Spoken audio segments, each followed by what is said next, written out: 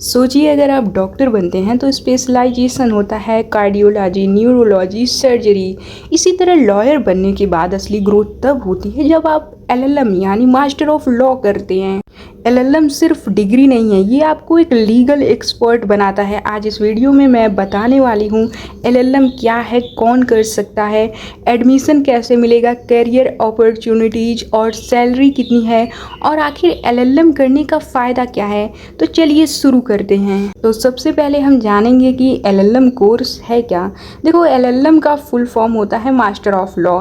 ये एक post graduate law degree है जो आपको किसी स्पेसिफिक लीगल फील्ड में मास्टर बनाती है। ये एक तरह से कहें तो सुपर पावर है जिससे आप सिर्फ लॉयर नहीं बल्कि स्पेशलाइज्ड लीगल प्रोफेशनल बन जाते हैं।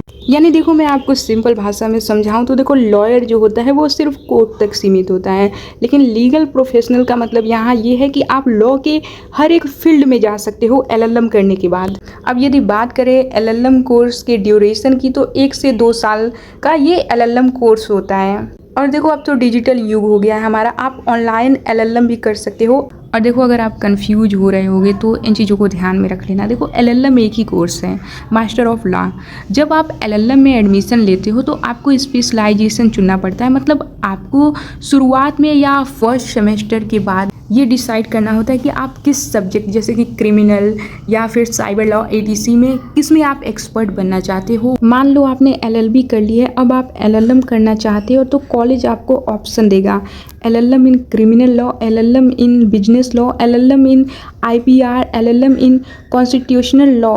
अब आप इनमें से कोई एक मेजर सब्जेक्ट चुन लोगे, बाकी सब्जेक्ट आपको जनरल पढ़ाए जाते हैं, लेकिन मेन फोकस आपकी स्पेशलाइजेशन पर होता है।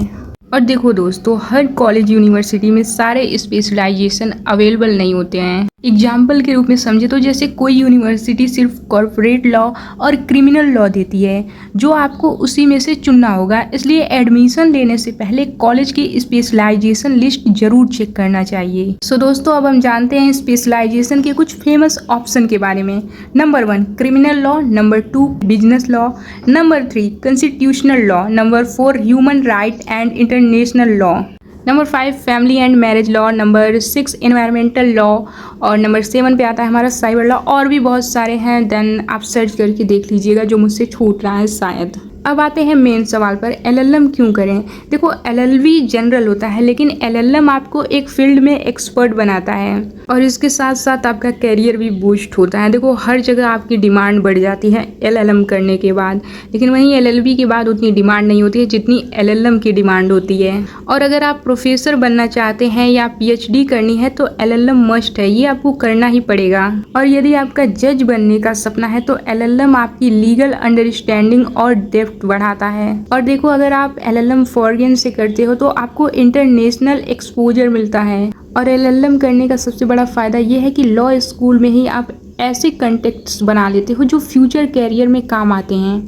एक छोटे से एग्जाम्पल से समझो गाइज, अगर आपने एलएलएम इन कॉर्पोरेट लॉ किया है तो आपको बड़ी कंपनियों, law firms, even government contracts तक डायरेक्ट एंट्री मिल सकती है। अब आते हैं एलएलएम एलिजिबिलिटी क्राइटेरिया पर। देखो, एलएलएम कोई भी नहीं कर सकता है, इसके लिए कुछ कंडीशंस हैं।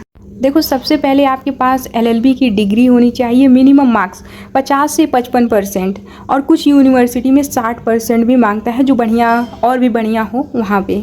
और देखो, इसके लिए कुछ एंट्रेंस एग्जाम भी होते हैं जैसे क्लैट, पीजी, डीयू, एलएलएम, बेचू लॉ एंट्रेंस, और कुछ प्राइवेट यूनिवर्सिटीज में डायरेक्ट एडमिशन भी पॉसिबल है। मतलब साफ है दोस्तों, पहले आपको एलएलबी कंप्लीट करनी होगी तभी आप एलएलएम के लिए एलिजिबल होते हैं। अब हम जानेंगे एलएलएम कोर्स के ड्यूरेशन एंड स्ट्रक्चर के बारे में। देखो, एलएलएम 2 तरह का होता है। Number 1 year LLM fast track research focused, number 2 year LLM detailed course work plus dissertation. इसमें आपको क्योर सब्जेक्ट पढ़ने होते हैं, स्पेशलाइजेशन पेपर्स होते हैं, डिसर्टेशन लिखनी होती है और केस स्टडी करनी पड़ती है। यानी ये सिर्फ थ्योरेटिकल नहीं बल्कि प्रैक्टिकल एक्सपोजर भी देता है। अब हम जानते हैं एलएलएम के बाद कैरियर ऑप्शन के बारे में। देखो, एलएलएम के बाद स्कोप बहुत बड़ा है। ये करने के बाद आप जज बन सकते हैं, जुडिशल ऑफिसर, जुडिशरी एग्जाम के लिए स्ट्रॉन्ग बेस है। या फिर आप प्रोफेसर लेक्चरर बन सकते हो, यूनिवर्सिटी और कॉलेज में पढ़ाने का मौका मिलेगा अगर आप ये कर लेते हो तो। या फिर आप कॉरपोरेट लॉयर बन सकते हो, बड़ी कंपनियों में काम कर सकते हो। लीगल एडवाइज़र, ये तो सबसे अच्छी चीज़ है। गवर्नमेंट, बैंक्स या फिर आप प्राइवेट फर्म के लिए ये काम कर सकते हो। ये करने के बाद आप रिसर्च स्कॉलर भी बन सकते हो, इंटरनेशनल लॉयर भी बन सकते हो। मतलब गाइस अगर सिंपल भाषा में बोलूँ तो बहुत स्कोप है इसमें।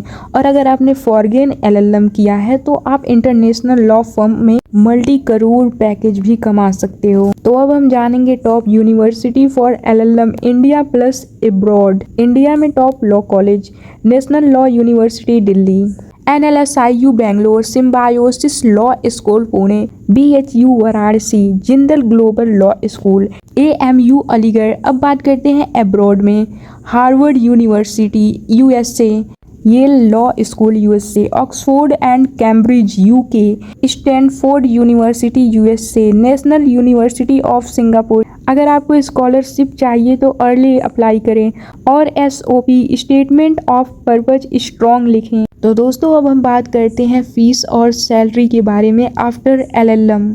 तो देखो अगर हम बात करें इंडिया की तो इंडिया में LLM फीस 50,000 से 3 लाख प्रति साल है और अब्रॉड की बात करें तो 15 से 30 लाख पर ईयर, लेकिन स्कॉलरशिप से कम भी हो सकता है।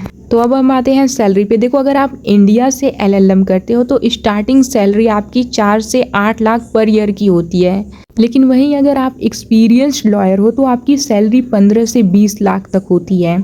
और अगर हम बात करें कि अब्रॉड में सैलरी कितनी होती है तो एवरेज पैकेज 50 से 70 लाख तक होता है।